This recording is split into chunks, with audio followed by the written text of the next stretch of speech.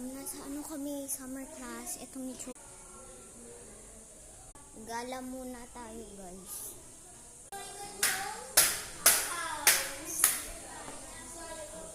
Punta tayo sa pond, guys. Habang wala pang teacher namin sa math.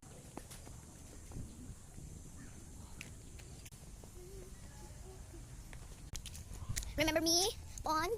I love you, pond. My little pond. Dito ako, guys, nakakain ng lunch palagi ng mga friends ko.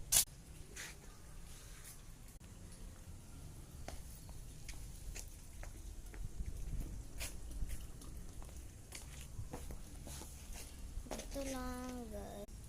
Gotta go, guys. Part 2.